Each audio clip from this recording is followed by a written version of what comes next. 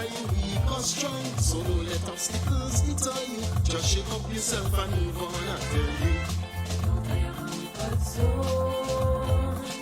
You know that life is a mixture of the good and the Is that ugly. So don't stress Yes, yourself that's me. over issues that Pablo won't change your reality, I tell you. Out of your comfort zone. You have to get out of your comfort zone. You have greatness in you. Yes, you have greatness in you. I know that you have greatness in you. Oh, oh.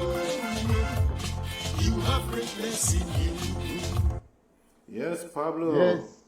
Yes, you have greatness in you. I love You this. have greatness in you. Brother John Callis, you have greatness in you. That's why we are at this juncture, because Murphy has been really misbehaving recently, and you had to dig deep to get us to this point. I'm sorry. I have to apologize to our listeners for this lateness, but it is not through any direct fault of our own, but we are here and happy to be with you. It's me, Raphael Paul Pablo, back with you once again on The Comfort Zone. And saying to you, get out of your comfort zone. Because you see, in our Grenada today, many of our people are in that comfort zone. You know, like there's this man that I listened to, one of the top motivational speakers in the world, and he was giving this story that he called the 12-foot shuffle.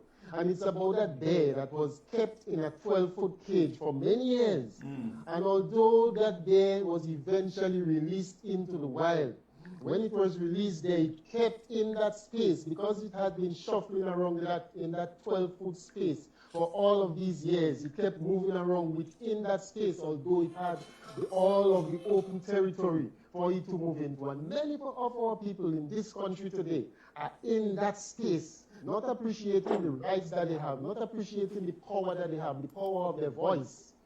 And they remain in their comfort zone, that space where they get little crumbs and they're satisfied with it, not appreciating that there's a big loaf out there, there's a whole bakery out there waiting for them if they were to take certain steps, if they were to begin to stand up for themselves, if they were to begin to start questioning things. And when you question things and when you challenge things, they turn around and they put labels on you and they say that you hate him, you hate this and you hate that.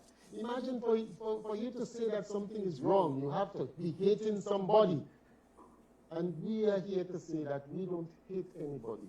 We want everyone to get onto the comfort zone where people feel comfortable to express themselves, not feeling threatened by anyone, ensuring and understanding and appreciating that you have a right, you have a voice, you have an entitlement to speak. And that's why I felt so encouraged about 2 Wednesdays ago when I saw a group of people, a group of young people in the constituency of St. Mark were able to come together, young people across the political divide, not driven by any political partisan position, were able to come together and gather together at the Bonnet Government School and have a conversation about development issues for the parish of St. Mark. It is the first that has happened among young people in the country. And I hope something like that can be emulated. And I hope that these young people appreciate the fact that they are not to allow themselves to be restricted within that 12-foot space, that they are not to be driven by the 12-foot shuffle. That what they've done, what they've accomplished in coming together in that way, it is something unique, and it is something that is very special. And they have sown a seed, and the only how a seed can grow into a fruitful tree is if you nurture it and don't allow yourself to be restricted by the vines and the shrub and the bushes that you know are going to come up and try to stifle you. You know, and you ought to be able to use those challenges when they come your way so as to help you and build you, you know, so that you can grow, because you have greatness in you. So get out of your comfort zone and join myself and my guest on the comfort zone as we share with you the things that are of issue and the things that are really worthwhile for you to have an appreciation of if this country is really going to grow. Because you see, once you do things in a particular way, it's not going to grow. If you don't mulch and you don't nurture something, it's not going to grow. If you just allow it to get tied up with the vines and the everything else that comes, then it's not going to be fruitful. And I know many of you will live, I mean, Grenada is mostly rural community, right? Rural communities, and we all know what it is like to plant something and to nurture it and to watch it grow. And if you don't nurture it, if you don't fertilize it and so, it's not going to develop, okay? So, I hope that people will, those of you who are on, share the live, and so, and let's have a conversation because we have a special guest with us this afternoon. She was supposed to have been here very early o'clock when I started to do the comfort zone, you know. And it was a similar situation. Murphy seemed to have, Murphy seemed to come to the fore anytime this guest has to come on. And the last time she was unable to make it, but this time she is here. So I'm going to take a short break with a song by the Mighty Sparrow telling you about the good citizens. Yes. And we'll come right back. We'll take one chorus and a verse and we'll come back right back with our guest for this afternoon. Yes, good citizens. You know, I love in this song too, right? It's a very powerful song that I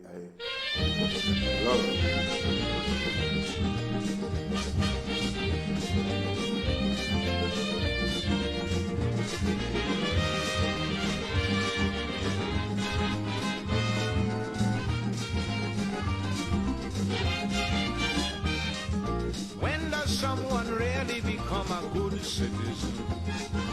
I'd like to know for sure. Why, when the ordinary man disagrees with the establishment, they call it treason. Why should they persecute a brother for seeking black power? Don't they know a blind man could see that this is blatant hypocrisy? The real traitors and them are all high in society. Yet the government protecting all of them and penalizing you and me. And in a million different ways they violate the law. It's the same good no good bastards who oppress the poor. They sell in black market, making excess profit, paying a starvation salary. These good citizens are the architects of economic slavery.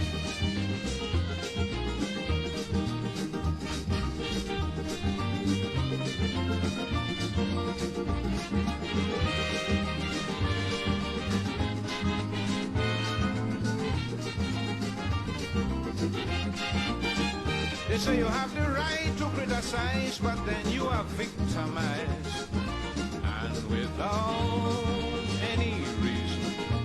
Many a time you find yourself politically paralyzed by that same good citizen. Yet these fakes and phonies enjoy a long life of luxury while they spread corruption throughout the country. When they should be arrested, they're protected and respected in this society. And in a million different ways, they violate the law. It's the same good no good bastards who oppress the poor. With a false declaration, tax evasion, defrauding customs duty. These good citizens are the architects of economic slavery.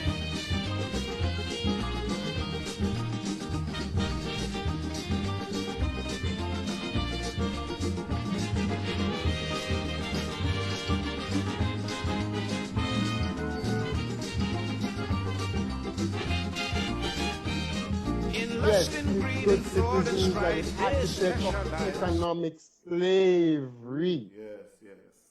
Welcome back. Welcome to the program. And those of you who have joined us, I want to say a special good afternoon to you, whether you are listening at home here in Grenada, Carriacou, Petit Martinique, and or you in the diaspora, or wherever you may be.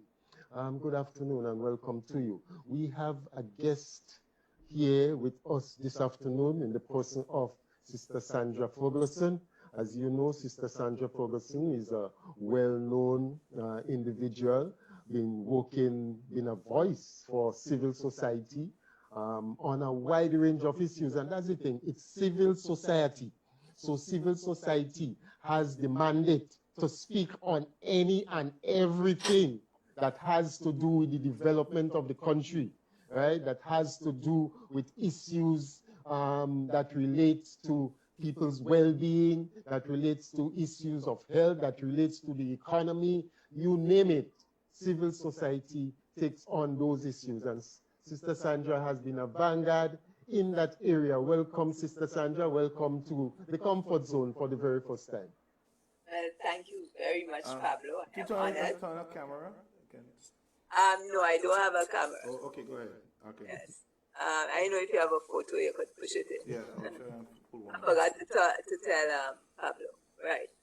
So thank you, Pablo, and congratulations. And good afternoon to John, and good afternoon to your listeners. You know. Okay. Yes. And let me just interject here. Pablo, how old is that song, man? That song almost as old as you and I. Yes, but yes, it's timeless. it is. It's even better these days. It is. You know? That is what you call kaiso. That is what you call kaiso. It's so very applicable, you know, in this time and in this dispensation, when we see all that is happening, that even if you don't have the direct answers, you know, that you don't have certain evidence to nail it down, there is so much that leaves so many questions as to what is really happening, you know. And some people speculate. We're not out to speculate here. I mean, we do not have the leeway to do that here, but it leaves people in the community, because naturally, as human beings, when we see certain things happening, when we're hearing of certain things, and the information, the evidence is not being presented so that we can make a determination, right? A conclusive determination one way or the other, you have a situation where people are going to speculate. There is a trend that has been ongoing in this country, and we see it just goes from one to the other. And I know Sister Sandra has been out there speaking about the issues of environmental degradation and how we sacrificing and we compromising those things in the interest of what we call development. I want Brother John to play a clip here, right? We see the major projects and so that's going on, and so I want him to play a clip that related to one of those projects, and then we'll continue the conversation on the other side. Okay, before you play the clip, Pablo, I want to make two comments. You spoke about civil society, and we spoke about rights and entitlements. We also have responsibility. So it is not only our right to speak, it is our responsibility to speak. True. And in the context of civil society is broad. It's all are we. There are civil society organizations. There are civil society organizations, and I'm associated with a number of them. And there is civil society, the citizen. Yep. Civil society, the citizen. And civil society is concerned about matters of public interest, matters that affect all of us. Okay. So I just wanted to start with that, you know. And therefore, we can. So therefore, as electors, people who elect those who will look after our affairs, it is our right, but it's also our responsibility. Yes. How do we choose them? On what issues? What are the issues that are important to us that we want to see action on? And how do we hold them accountable? Because it is also important. The issue of accountability is also important. And it has to start from the bottom up. So it has to be in organizations and so on. But it also has to start from the top. Because, you know, when you were talking and look at good citizen, you know, if the priest could play, who is we? You understand? True. And I'm afraid that basically has overtaken our country. Wow. Okay. It's interesting that you raised that issue, because one of the defenses that's always put forward, and recently we heard our Prime Minister in Parliament lamenting that whenever he and his government try to do anything, there's always those people who's coming up and always against it. And it's like, you know, they just hate Kit Mitchell. Anything that Kit Mitchell and the NNP try to do, it's like they would have to get out of the way for these people to stop advocating on issues, to stop protesting against things that they've done. But the thing about it is, as you rightly mentioned, there is a responsibility, and we have to speak. We have to be, well, we cannot be too selective to say, like, we're going to speak on this issue and we won't speak on that other issue, because everything ties in together as to how things are going to unfold in terms of government's ability to provide the goods and the services and so that people rely on from government. Because we hear government all the time when they come to these issues, it's about jobs for the people. And we have to appreciate, we have to get an understanding as to where do we come down? Where do we draw the line? What are these jobs that are being provided that are so beneficial to this country? And I hope that coming out of this conversation this afternoon, people will have a greater appreciation and be more enlightened as to, you know, what's in the benefits as against what's not in the benefits. So, Brother John, if you play that first clip for me, Range Hotel 1, and we'll take the conversation on the other side. In August, it was announced that Range Developments, the property developer for 6 Senses hotels, resorts, spas, will initiate a project that is scheduled to open in 2022. It is expected to create more than 500 jobs during construction and hundreds more after. However, with preparatory work being done to facilitate this major undertaking, one concerned resident, Junior Francis, says the project is going contrary to the island's environmental advocacy.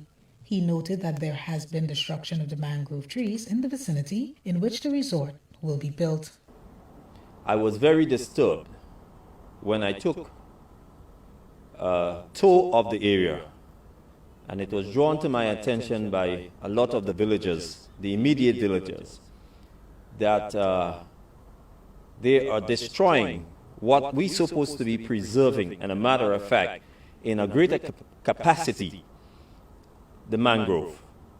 Now, I have taken the trip and noticed that in the preparatory work, they use the machines and break all of the mangrove alongside that little, what you will call lake, for a better word.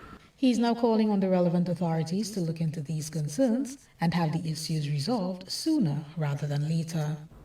And I listened to a program where, if I'm not mistaken, the Prime Minister was saying they are preparing the green energy, the green fund. They're looking to see how they can harness some of the green fund. You're trying to harness some of the green fund, and you're mashing up the environment, things that would protect the environment. That's a total contradiction. I'm calling on the relevant authority. Do something about that. Stop that project if you're going to destroy the environment. Francis is also of the view that when such developments are being made, an official within the physical planning unit should be present on site at all times. GBN has reached out to the Finance Ministry in this regard. However, the officer was unable to comment at this time. Akisha Felix for GBN News.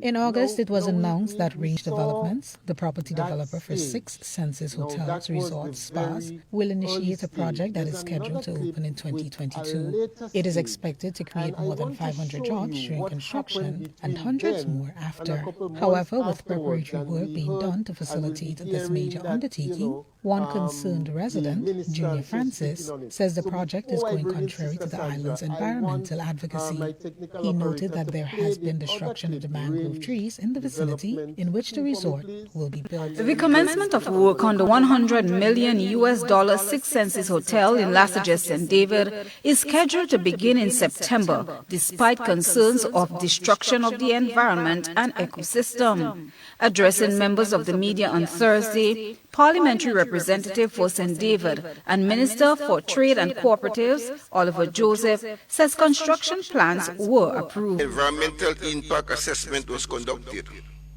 and physical planning has given its approval for the construction of the hotel. With respect to the EIA was done for the developers. It was done, let me say, by a local Grenadian. Dr. Jessamy is the one that was employed and did the EIA. I am not sure if it's public or if they will make it public. With claims made of public access to the beach restricted in some areas in the past, the coming on stream of the Six Senses Hotel along one of Grenada's prime beaches has sparked fear among nationals once again. When they come and build the hotel, they put in gates and we can't pass, and they're locking gate on us. All them tourists come, that is one of the best beaches on the island. Saying they have to have a little consideration for we, because at the end of the day, that alone we have. We don't have nothing else. The water, the sun, and the land. Responding to this concern, Minister Joseph reminded Grenadians that free access to all beaches throughout the state of Grenada is their constitutional right. All beaches are public spaces, and therefore the public must have access to them.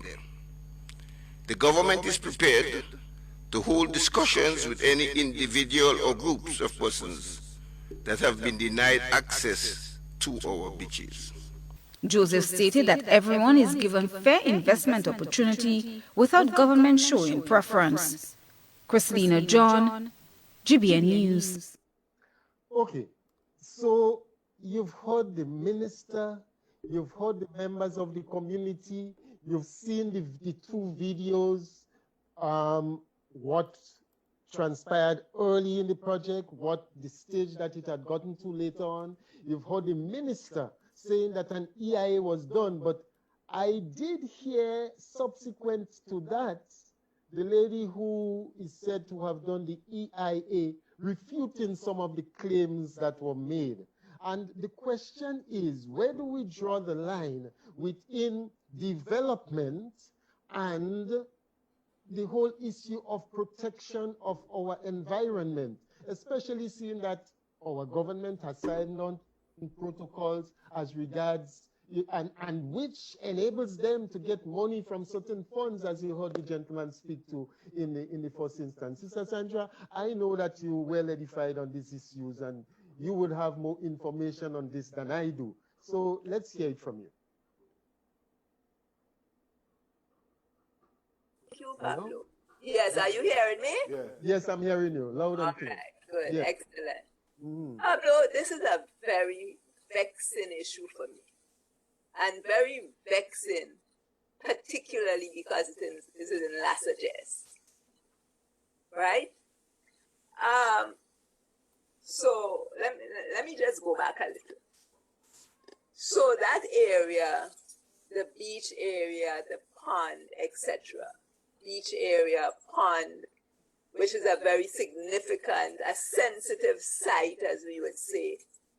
I understand bird watching had actually developed there post-Ivan. I know some projects and so on. So we talk. If I may just cut here, as you speak about post-Ivan, I was involved in some community tourism endeavors, right? Because the coming of the Goldfish Friday Festival, which really was the nucleus of community tourism development in the post-Ivan period, right? Right. I was very much involved with Fish Friday. I was the first face and the first voice of the Goa Fish Friday Festival. Right. I was fielding questions about Fish Friday when it was still a concept, right? Questions on To the Point program with Lou Smith and so on. And I had the occasion and the opportunity to visit that very site. I never knew that this dry forest existed inside it. I never knew that there was this nest inside for migrating birds that come there during this time of the year. I mean, I saw waterfalls and so inside it that I had never seen before. And so the discussion was about the potential that it had for visitors. Right. In, you know, the same tourists that we're talking about, to be able to go to that site and, you know, bird watching in the morning, man, is a flurry of activity and color and so with the rising sun out there, you know. So I just feel I needed to put that inside of it. Well, thank you, Pablo. I have not, in fact, been as fortunate as you to see all of that. Yes, I am. But the thing about it is that, do you know that the site and the wetland that was destroyed by Silver Sands, right on Granan's Beach, was also a significant bird site. Okay. So just imagine what you could have done to improve it. Now, and why are you having tourism? It is for the development of whom? For whose benefit? Right? And you know that, okay, and our tourism depends significantly on the natural environment. Right. Clearly, right? And we have gone beyond that, and we have the sustainable development. We now know, in the context of climate change, for example, how important wetlands and beaches are. They are the first site. They are the first defenses. Yeah, the first line of defense. Right, against sea surges and all of that. True. So when you're on international platforms getting awards and talking about championing climate change, etc., and here we are championing projects that destroying the beaches, destroying the wetlands. As Junior has rightly pointed out, it's a big contradiction. And then the whole issue now and of course, you know, the other thing about mangroves, a number of other things, but you know, it is also a breeding ground for the fish. Okay. Right? So that is also very significant. And then you may have hunting and so on and so crabs, for example.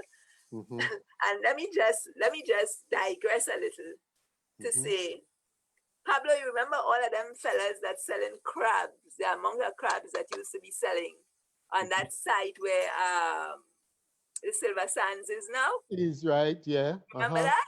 Yep. You know, and I remember expressing great regret because these were what we call livelihoods, right? The fellas, when they hunt crabs, it's a common resource. They sell it. And of course, you know, crab back and so on is delicacy, right? A lot of local folks make crab backs. They have contracts with the with you know, local restaurants, etc., And there was a certain individual very well placed, and that individual said to me, Sandra, "All you go hold up a hotel for some crabs." Okay. You know. Okay. So that resource has now disappeared. Where does that leave the young men, and who else are affected? And now, given that the hotels are, you know, basically the tourist season, you know, tourism sector almost closed down, right? Yeah. Where does that leave them? They haven't got jobs there yet, but we can use crabs anytime. Right. So do we understand the importance of this also as part of the coping and mechanisms that will assist us in times like these? Right. Because food, it's source of food. Now, I remember one time we went down there to see it, and somebody said, and we had a journalist with us, And they were very annoyed because somebody had taken a picture of them and put it up on some Facebook. Prices had gone up, and they were accused of exploiting. And they were quite mad because now they had to go to other parishes and go further to look for it, increased costs. It so happened that I was in one of those parishes speaking to a farmer, and I asked her what were some of the issues. Now, I'm not saying that it is these individuals, I don't know, but what she indicated was that she had a problem with trespassers hunting crabs. And she was going to deal with it by poisoning the crabs. So you understand the kind of cycle that we do not appreciate, because in the in this $1 million that we're not seeing those interconnections and that those sort of impacts and the impact it could have on people. So anyway, I was digressing there. Let me go back to Lasajes. Before you go on to that, let me just ask: did that individual who threatened to poison the crabs, because of the concern with quote unquote trespassing? Did that person indicate what kind of negative impact it was having as regards the property or the people? Was there any vandalism? Was there any? I think mainly it was the fact that people were trespassing and trampling. Were they destroying cultivation? Were they? I didn't ask her all of that, but I got the impression she really was upset by the trespassing, and there may have been damaging also, some of the beds and so on. Right, that kind of stuff. Not walking carefully on them, damaging plants. That kind of stuff. So back to the issue now of Lasajes, right? So we spoke about that. Then there is the issue of beach, the access, the recreation, etc. People, and there were concerns from a long time, right? But then you're hearing there are some sectors who say we don't want to look as if we anti-investor, because you said it very well at the beginning of the program, Pablo. That people are labeled. You are in fact being very responsible by asking these questions. As a citizen, you are going to be affected, or other citizens are going to be affected, and we need to ask some questions. But we have seen it. We have seen how it has unfolded, right? And I mean, now that we have seen the total destruction, I mean, people are up in arms, and what we ask, whose interest is this supposed to be in? So therefore, we are going to make sure that we understand there will be benefits, what are going to be some of the negatives, and how best will we address those negatives to minimize impact. And that's why we do something called the environmental and social impact assessment. So we heard the minister talking about this impact assessment being done. But I have read a document by some of the people, the young environmentalists leading the advocacy effort on Lasajes and the two other projects in the context of EIA and stuff. And they have identified a number of deficiencies in that EIA. Incidentally, I went it was around the end of March before we went into full lockdown. And this story, and the destruction had bust, as we say.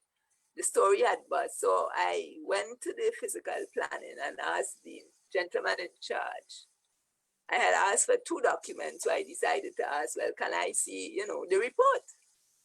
And his response to me was to say to me, show me in the act where it says I must have access to the report. I said, well, sir, I don't have to show you that.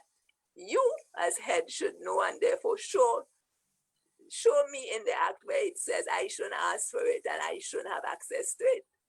Now, there is part of an environmental impact assessment which says that there must be public participation. There must be public consultation so that the public gets an opportunity to hear what is going to be done and also to have their input so that you will know what their concerns are, what are the things they definitely would not like to see, and what recommendations they may have in respect of that. And that was not done. In fact, we saw that as a result, and there again, Pablo, you talked about citizens' voice and people's voice, and you see what that resulted in. There was a meeting between the representative of the developer and the community. And I think, but I wasn't there, I heard this via the news, where well, first of all, what struck me very much was this gentleman, who apparently is one of the persons that's going to be displaced by the project. And there is this man saying, well, I have just spent so much investing in the house, and I don't know, how am I going to be relocated, etc., etc. Now, you think, as a responsible representative, this should not be one of your priorities? You, as the representative, have been elected, right, to look after the people's business and to represent the interests of the citizens of the constituents you represent. And therefore, this fella ought not to be, after the fact, in a consultation or there's a meeting, quote unquote. This should be done. And one should know how you're going to deal with this. And until we can deal satisfactorily with this, then you can't interfere with anything that is going to put this gentleman at a disadvantage. You understand? But again, we need to ask in whose interest, because there is a certain trend to all of these projects. There's a certain trend which says it is investors and that we need to get out of the way because it's going to create jobs and it's going to bring development. But then let's look at these projects and really see what they have delivered. Because the other thing is that this project was announced in March 2019. It was announced shortly after we had announced inquiry into the failed Grenada Sustainable Aquaculture Project.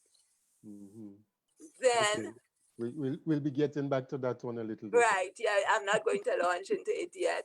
Then the other thing about it is now, there are major claims about these investors. What really is their track record? Right? That we talk about them being successful. First of all, we must remember that this project is being financed by the sale of our passports.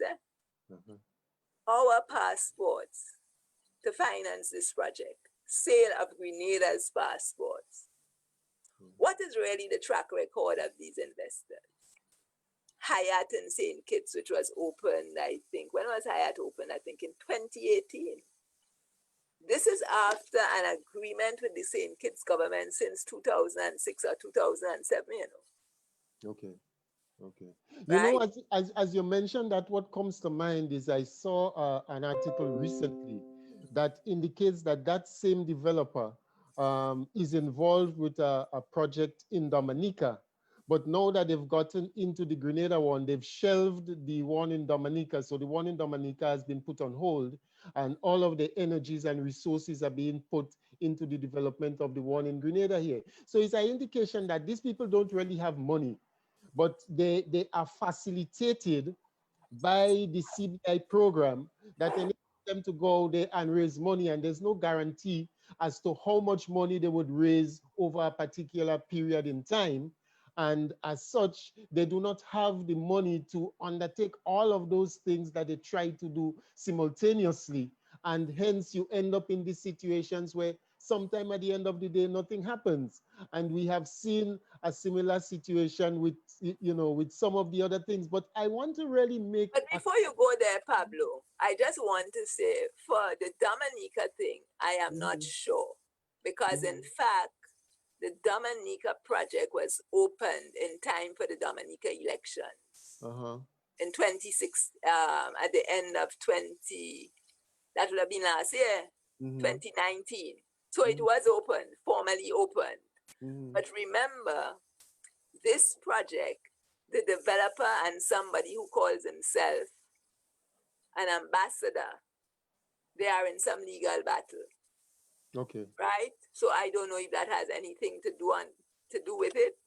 Whether also, in fact, the COVID crisis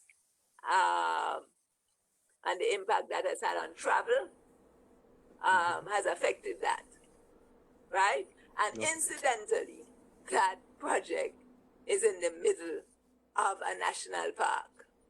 Before we go on, I want to draw attention to the second project they should have had. Oh, the second one was in Dominica. The third one was in St. Lucia. And for some reason, St. Lucia and them got away. Right? In fact, so I think there's a legal issue with St. Lucia now. I don't know if it has been settled, but Prime Minister Chastanet took full responsibility for the decision. And from St. Lucia, they went to St. Kitts. Right? To actually, so they moved the third project from St. Lucia to St. Kitts. Okay? And then, yes, I mean, I remember seeing the photos with them and Prime Minister Timothy Harris with pants roll up, and they're standing barefooted in the sea and, on the shore there and so on. And then next thing, apparently, they were in Grenada. Right? So one has to ask, what baggage are they carrying? What are the legal issues? It may be major, it may be minor. But we ought to know, what is it that Grenada promised them that had them abandoned in St. Kitts?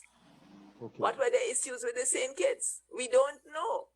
And in the context of track record, well, I noticed that the Hyatt did get good ratings within the year that it was open. That project was delivered about 10 to 12 years after it was first signed. The issues with St. Lucia and St. Kitts. Dominica, yes, the hotel has been built, but it's not operating as yet.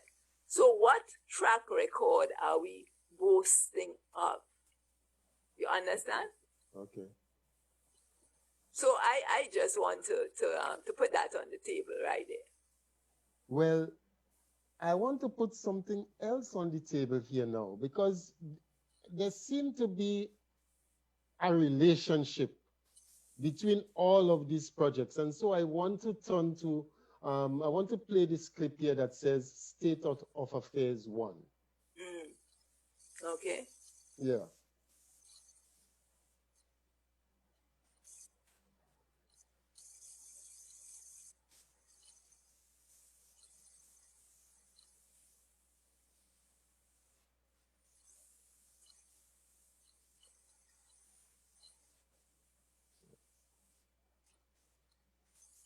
The commencement of work on the $100 million Six Senses Hotel in Las Vegas, St. David is scheduled to begin in September, despite concerns of destruction of the environment and ecosystem. Addressing members of the media on Thursday, Parliamentary Representative for St. David and Minister for Trade and Cooperatives, Oliver Joseph. State of Affairs 1.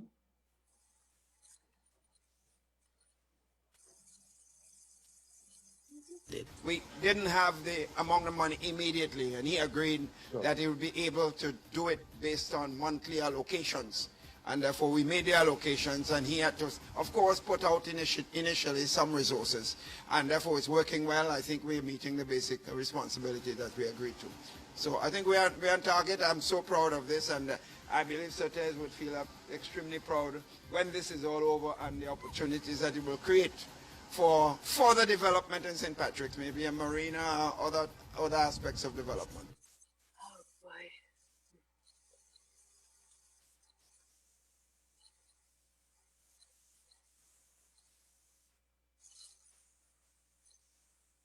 Yes, Brother Pablo? Yeah.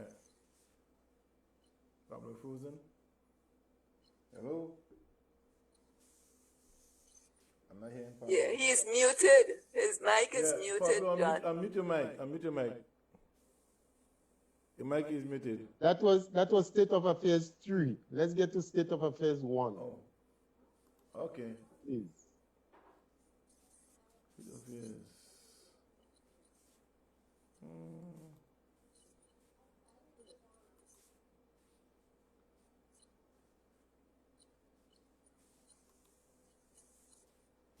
Mr. Speaker, no, that's this two. project should have been on stream over 8 years ago.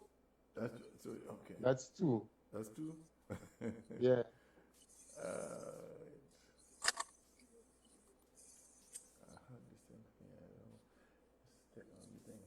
Because I want to share these clips so that people can get an appreciation of. We've been speaking about environmental degradation, and that project that we're going to speak to is supposed to be a project that is supposed to protect property, or supposed to protect the beach and all of that.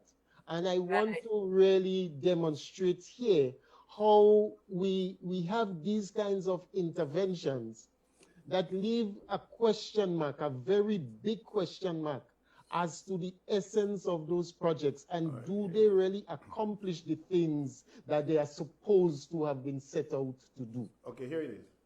Yeah. The last time I brought you an update from this site at the Surtees Breakwater project, the project was at this point getting ready to make its turn back to the old jetty. As you can see from the view behind me, this $4.8 million project is well on its way and nearing completion. This is what the beachfront looked like before the start of the St. Patrick's Breakwater project. Do you see the damage? Do you see how close to the shore and buildings the waves are breaking? This is why the project was given urgent attention by the Keith Mitchell-led administration. It is one of the projects under the government's Disaster Vulnerability Reduction Program. The SOA team paid a visit to the site just before Christmas and spoke to some of the residents about the project's progress. We can't wait for it to be completed. It is a 5-phase project. Don the call, who's managing it, comes here quite a lot. But I think it's well managed, and it is. We're already seeing the differences to the water. You know, the difference to the water, because it's obviously going to try and calm it down, so we can put anchorages up and have boats there. Growing up as a little boy, I knew we had a lot of sand. People saw this come on the beach and bathe. They can't even sit anywhere on the beach now. From ever since up here has been kind of choppy area, being as we in the north of the island. And the breakwater we are building there, is going to really come in handy, and of course it's going to save the coastline and a lot of the buildings on the coastline. Area was nice and everything, because you had all trees go up the beach, come right down, we used to run below Grape Street, Almond Tree, everything, jump on some sandbag coming down the road there, which all right down to here, where you standing. Come up to the old post office street, right where you standing. You go down to the lagoon. You have a lagoon right there. After down to the spinner down there, you had some sandbank down there again. But as time goes on, and little erosion take place, start to eat the land.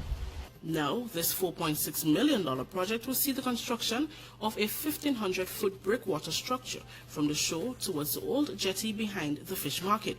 The structure is expected to calm the water heading into shore and lessen the damage to the seafront and buildings on its course. Parliamentary Representative Honorable Anthony Boson, during his contribution to the 2017 budget, highlighted the importance of the $1 million project.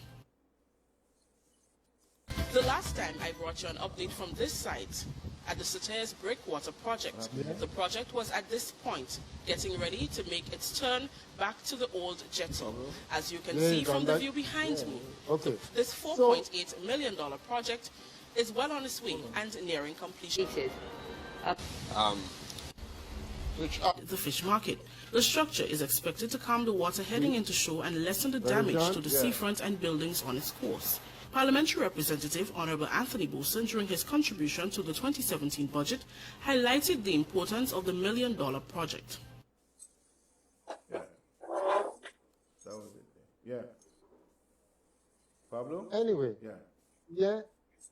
Can you listen? So we were unable to get a video from that clip, right? Yeah. All we had was the audio. I was really hoping that the video could have demonstrated. I'm seeing the video here, but you're not showing up on your You're not showing up. You're not showing up on the screen. Yeah. But we have that situation where that breakwater project was established, and there were a whole lot of expectations as to what it was supposed to bring to that community and to that constituency. And what we're seeing happening today is that the people who live in the Mount Rodney area and so, they are now under threat, and government is speaking about having to relocate these people because as a consequence, something that has never happened before, because these people have been living there like forever. I grew up around right? there, man. These people have been living there for quite a while, and I visited that area too. That area also used to be a nesting area for turtles, the same way that you have turtles coming to nest in Rivera. Turtles used to come to nest in that area. There is no nesting area for turtles there anymore. We see the people's homes are under threat. The trees and so are now in the seawater. Some of them have died. Some of them have been taken away from the sea. Sister Sandra, so Pablo, what environmental impact assessment was done for that project? So because we heard from a bit of the interview that it was supposed to protect them, it was supposed to calm the waters, it's supposed to be this big benefit for everyone, for all and sundry. Yeah, it was supposed to take care of some buildings that were under threat from the sea level rise. But let me go back a bit, Pablo. Yeah. I don't know if you recall that I think it was in 2006 when Kenny Lal Singh was the president of the Senate and Lawrence Joseph was the Speaker of the House. They were talking about the St. Patrick's Sport Project. Do you recall that? Yes, I believe. Right. Yes. Okay? And they had plans apparently for some Chinese investors and so on. They had begun talks. And incidentally, Pablo, it is only this week in looking, being on the Laws of Grenada website and looking for something else that I saw legislation was passed, I think in early 2008, for the St. Patrick's Port Development Corporation or Authority. So the plan was that they were going to have a marina, port and marina, and this group of businessmen, etc., would be responsible. What you're having there, you are privatizing public property. And I remember writing to Kenny Lal Singh about it. And asking him about the EIA and those kinds of stuff. Subsequently, what has happened? Now, there is something called, Pablo, the Blue Growth Coastal Master Plan. I don't know if you have seen that. But if you look at that, you will see that the entire coast of Grenada almost is earmarked for physical development, right? And physical development on the coast, contrary to what are the fundamentals and basics, if we are going to be speaking about protection from extreme events, storm surges, and sea level rises, and so, okay? Now, I had the opportunity to ask the Honorable Prime Minister, well, no, the individual who was talking about it. It was a meeting chaired by the Honorable Prime Minister. And the individual kept going around in circles, right? I asked whether an EIA was done. And the Prime Minister said, let me answer that. I take full responsibility, right? I'm unapologetic. This was urgent. One had to act fast. You have not done an EIA. And look at what has happened. Essentially, what has happened is that you have created a pool of stagnant water, and there has been some, accumulation of the sand in one area, but right down the coast, you are having serious destruction of the beach and its incursion into the road, and people's buildings are getting, that is the height of irresponsibility. When you are dealing with these projects, it's not a now for now thing, because you have to cater for different seasons, different types of weather, and you have to be doing some studies, right?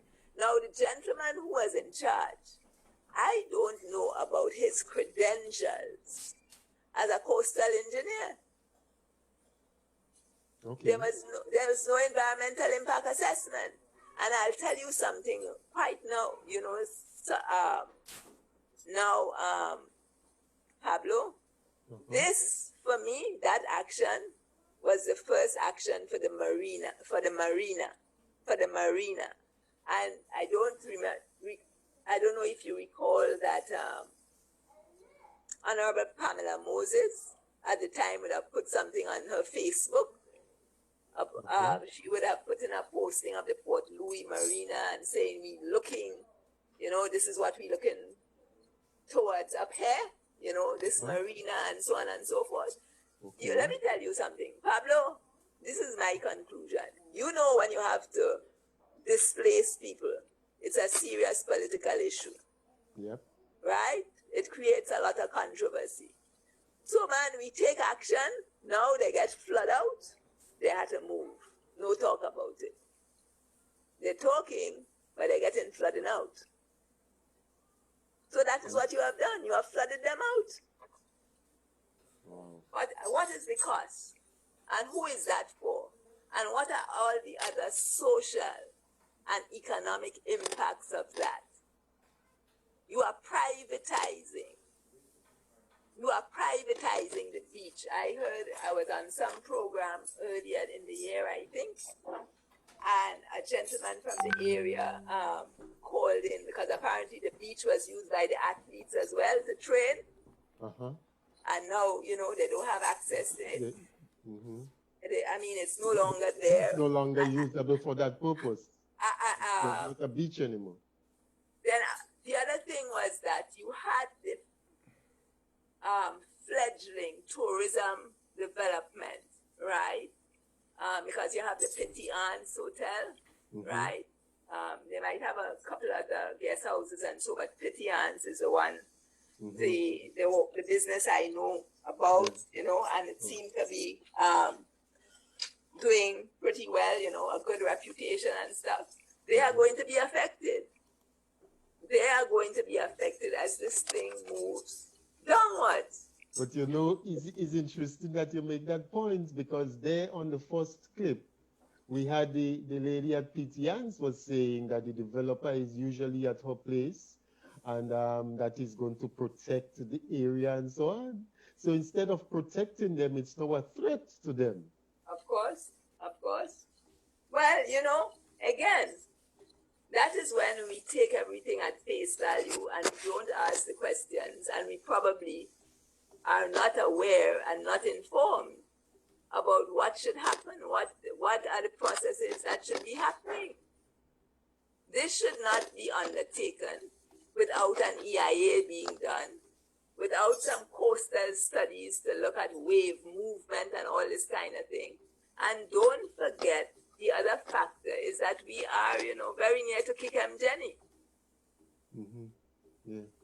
You know, you spoke about the Blue Growth project, and I haven't gone through this thing in detail, but in browsing through it, what really jumped at me is that for these developments that is proposed under this project, for these things to take place along these coastlines, it means that you have to essentially uproot people from their habitats. You have to uproot people from where they have been living for generations.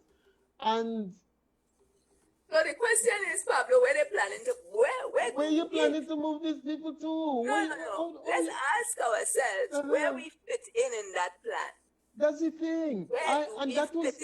I'm telling you, I haven't gone through this thing in detail, but that was the first thing that jumped at me, is that the areas that's earmarked for these developments, that's where regular people like us are living.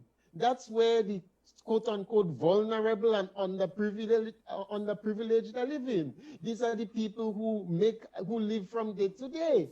These are the people who knock up a house, I have a little board house and stuff like that. You know, these are the people who depend on some of the government services, social programs and that kind of thing. So they don't have the kind of resources that they could go and buy property and whatever so as to be really relocated. What's going to happen to these people? And as you talk about that, but then the other thing is, and we mentioned it in the case of last address already, is that you are either mashing up the natural resources or depriving them of access to those natural resources. Okay? So you are creating more vulnerable people and more impoverished people who depend on government. When you negatively affect their livelihoods in that manner, you're creating more dependency. Yep, you are. You are. And the more dependent one is the less of a voice they have, the less they are able to resist, the less they are able to challenge anything, the more submissive they are, the less they are driven by hardcore issues, the more superficial they become, and the more they settle for instant gratification, because at that point in time, when you're in that state, all you're thinking about is where is the next meal coming from. So right. As a consequence, you can be used, abused, refused, kicked aside, picked up whenever and however, and you just settle for whatever is thrown your way. And you know that's one anyway. I think you must read you must read Mr. Norris Mitchell's article that went out this week about poverty. You know, what was the name of it? I wonder if, anyway, but that's the way to the one-party state. I'm going to check it out. Brother John, you want to come in here? I know you have to have something to say. I've been watching the comments on here, and I grew up in Sotes. I mean, right in the town of Sotes, right there. My grandfather shop was attached to the old fish market. So we used to be playing there all the time, and the young man was mentioning about the sandbags that was there, kind of going Moonart to 4 area there. You look at the pictures that is now portrayed, that whole area there where like all the Father Hilarion used to be, we used to go and drove gravel order to build the Hilarion home. Now all that road, that sand, that land has eroded so bad. Yeah, it's gone. To the It's road. gone. My concern is though, if those people have to be moved and the water continue rising to the point where coming in more and more, taking over the road, the hill above that could easily slide also down. My concern, what would they do to ensure that the water don't continue coming in? What plans are there to sustain that water from coming in and save the road? Because there's a road that, if you're going to build another road above that, you know, or something to avoid that erosion that is taking place right now. Would they go back and build another one like they did down in the tongue of Sotes, that end as they come up over to said to prevent that further erosion? It's really a bad state for them. Like Sandra says, I don't think, a lot of people are saying, I don't think a proper assessment was done. And wave study and the volcanic movement of Kikanjima, we know is still alive. And so all of that has been creating an impact on what's happening there. I'm no environmentalist, but when you look at studies that was done, you will see the negative impact that is demonstrated even now. That if they have done a proper evaluation and study, they might have taken a course of action, you know, to do what they do. But I guess it's come down to votes and how popular it is going to be for them, and not really what people gonna benefit from. All the promises that was supposed to be that was made and the thing that may have happened, like the yacht club and leaving from Sotes to go to Carriacou, easier transportation, and so on, all those stuff was said, and and people hopes was up, and election thing. But what happened now? I mean, you have a disaster and not a hope, you know. So what is to be done? I know Sandra is involved in the NGO movement there, and is there anything that the NGO could do to help improve? Well, John, let me tell you, I think that is just the first stage of what was it was intended to be the first stage of what is the marina, what is going to be the marina and yacht club and whatever. So I am not saying. Before you go I am on, not saying. Sandra, before you go on, was there a timeline for the different phases and stuff like that? Remember, we don't know anything, you know. We don't know anything. There is no so there's knowledge no timeline about to say, this. well, So first phase, then second phase is from that time. Right? Okay. Because it just appeared in this out of the blues, they were undertaking this. There has been no environmental impact assessment done. But of course now you see, you can't go build a yacht, or you shouldn't. And according to who are the people who intend to put their money, who they're looking at, obviously you and now with what has happened, you must undertake some studies. Right. But it's going to be much more now because you haven't gone about it in the right way because now you had to deal, it's a mess. Right. It's a mess. That's all. Whoever it is must have some plan. As I say, I believe this flooding out of the people is just to hasten their relocation to somewhere else. Now, I understand the issue of the relocation of the people. I don't have all the details firsthand, but I've been getting it from a colleague who lives up there. So some people, I understand, have been offered places in the housing project that's also being done by the Chinese. And then there are others who, if they have land, would be offered some assistance so that they could, they could relocate. Okay. But from what I heard, I have not heard what is the definite plan for these people. Because obviously, if you have created a situation where they have to move, then you have to compensate them. You have to compensate them. Right. And they shouldn't be going back. It should be an improvement. not going into a situation worse than they come from. You know? I remember sometime in April, I was listening to Vibes FM in Carriacou, and this guy, he was speaking of his encounter with the police, right? And the procedures and how he was arrested or detained, etc. But what drew my attention, he spoke about his mother who lived on the beach and said she was getting wet. Every time the waves were high, she was getting wet inside the house. I mean, you listen, I don't know. And then you listen to people like Minister Bowen. Not Minister Bowen, sorry, Minister Boson. You know? And this is one of the things he wants to deliver, you know, to the people of saying, because I think that was his line before the elections, you know, he has asked to go back so that he can deliver this, you know, once the seat, etc. As part of his legacy. As part of his legacy. This is what you do. This is what you do. So let me ask you another question though. So phase 1, right, has been completed, so to speak, right? So now they see the fallout of phase 1, the after effect, the ripple effect of phase 1.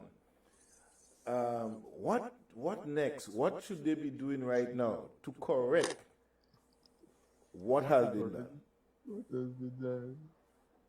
Well, you know something, John, it would depend on what really their plans are. But do they have one? Right? So it will. So you have the people on the beach, you know, who are getting flooded out. You have the infrastructure, right?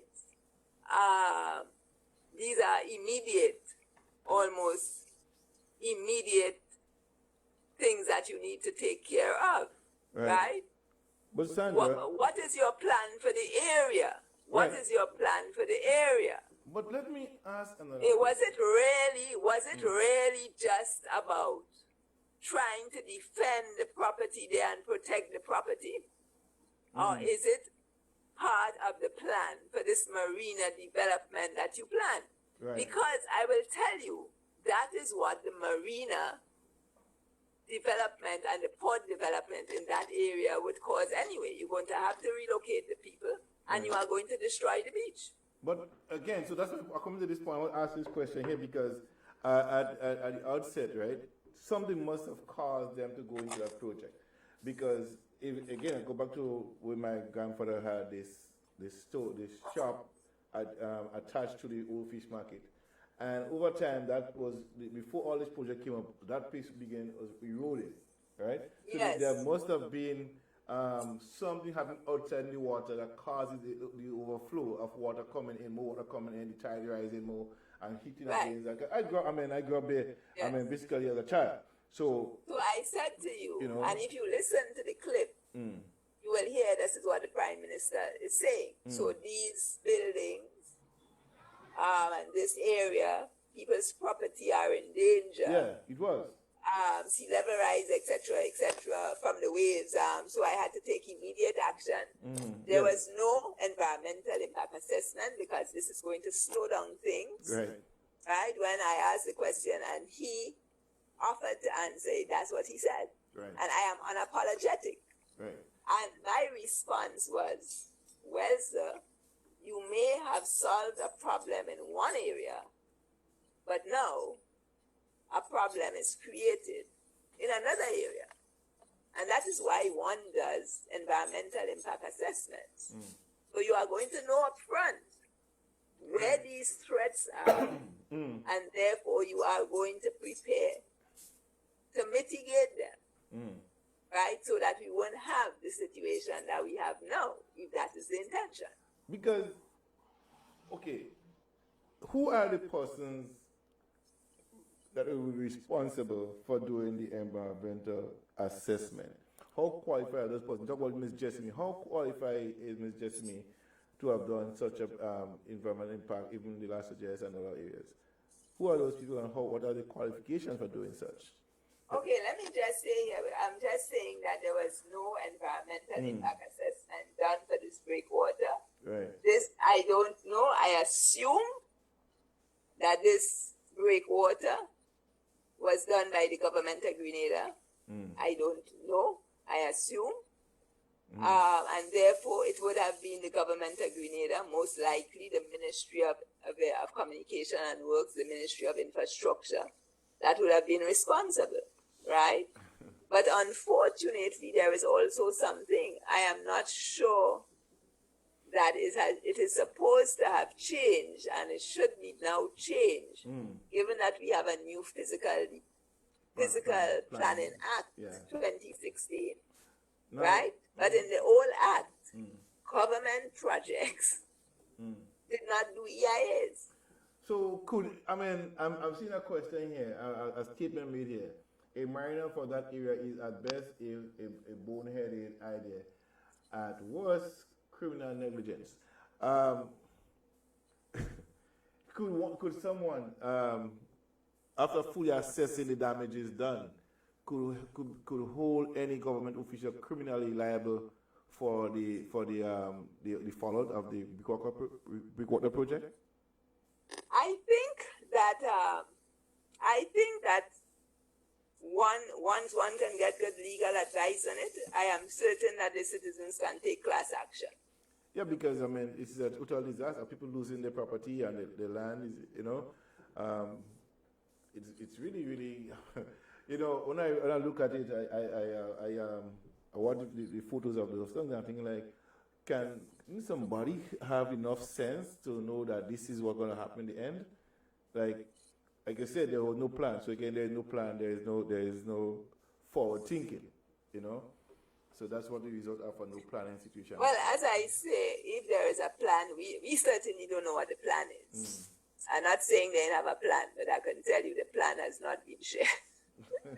And the plan seems to be a marina and a port. That seems to be the plan. Well, I want to see for everybody in Sutton at the time, the notion that there will be a better transportation to Carriacou, people will be coming to Sutton to take the boat from there. It'll be easier, and talk about business might be booming. Mr. Lars and many other people.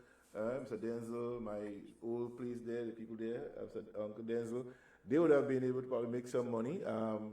Where Mr. Park places, all the people probably who are Sutton probably eat some food. But we see that. But maybe there was maybe there might have been a different option, John. Maybe you needed to choose a different location, or it was a question of a jetty, Right. A jetty and, whatever the convenience, Yeah. You needed to have. Maybe you didn't need that kind of, the extent of what was done there. Right. Right? Wow. Essentially. And Pablo, just one more point. Again, and when you don't talk to people, right? Because, the experience of fishermen and so, because one of the things that has made this thing really bad, and probably would not have been as bad, was, I forget how you call it, I can't remember what the term is, right? But what you do is that you would have had a flow through, right? So, if you have a jetty, it's on stilts, and you have the free flow of water. Right? So you don't have the waves pounding on a resistance, but it could just go through and there's an easy flow. Right. I don't know what's the technical term for it, but you get my idea? Right? So rather than a wall and a barrier, it's on stilts, or you make provisions for that flow through. Wow. Because that is one of the things that's creating the problems. The fact that there is no flow through. But I think the whole idea, when I look at it, is that there has been a rise in water levels that causes that flow into inland. But I really wish they could have probably present to us even now this study, so persons would have been able to see and look, and there's other people who have the eyes and understanding that would have seen, this project is not being done properly, And like somebody say here, the qualifications is the political affiliation, they might have a little bit of knowledge, and the government say, okay, like the parents said, it seems to be an emergency situation need to be fixed. And yes, but you don't just fix one problem and have 20 others with it. You know what I mean? If proper assessment was done, it might have probably better evaluate the area from outside in. What causing the rise in water to come in like that? And sometimes we put a bandage over a fresh cut to stop the blood and it keep coming. It doesn't really heal the wound. So the wound need to be healed, but the bandage on it doesn't help. The blood flowing out on the sides, and that's what we see happening in Sotese right now. Yeah. Well, actually, based on what Sandra said, for reasons known only to him, because he said he's taking responsibility for it, before all of this disaster started, that the Prime Minister said that no EIA was done because these things take time and it holds up the process. And the other thing that comes out is I hear you speak about what was the plan, but there doesn't seem to have been a plan.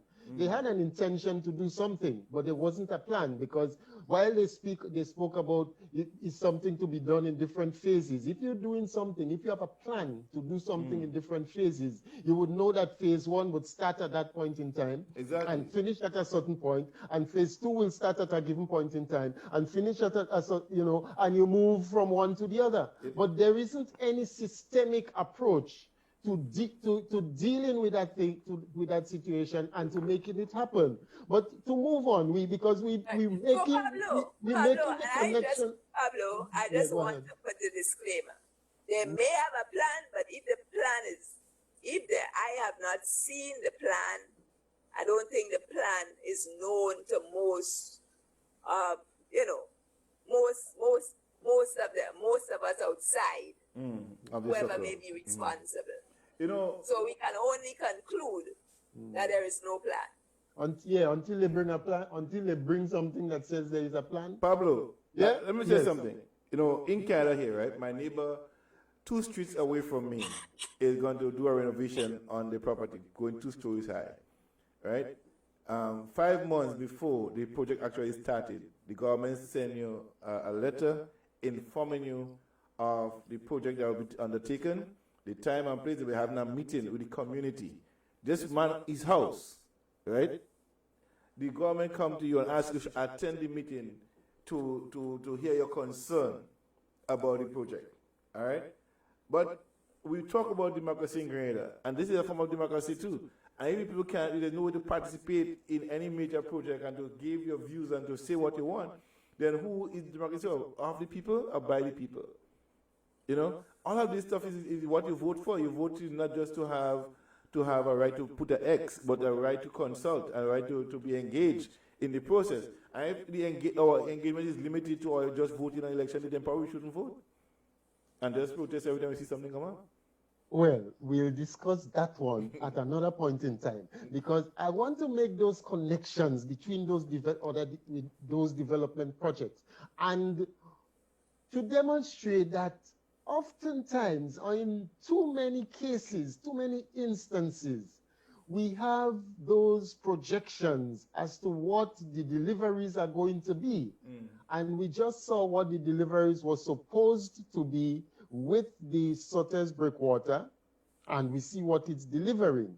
Now let's look at another one that has been in the pipeline, that has had starts and stops and so on, and has been a major talking point in recent times. Let's look at the Livera project, and as we get into that, let's play that clip, the Livera project development. Okay, let me find that one here again. The Livera project. Okay. The Livera project.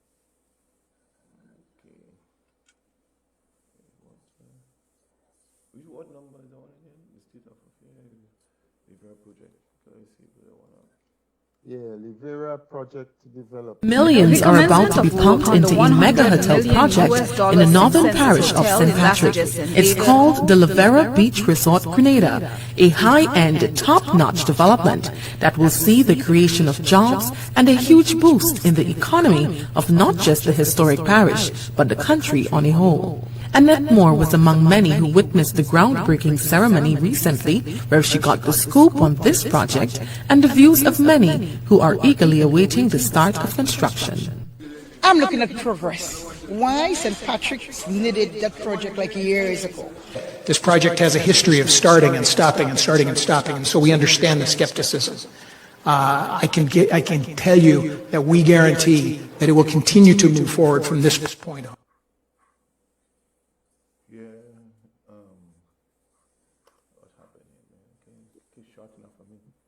Yeah?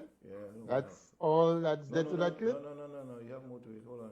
You just cut off. Millions are about to be pumped into a mega hotel project in the northern parish of St. Patrick. It's called the Lavera Beach Resort Grenada, a high-end, top-notch development that will see the creation of jobs and a huge boost in the economy of not just the historic parish, but the country on a whole.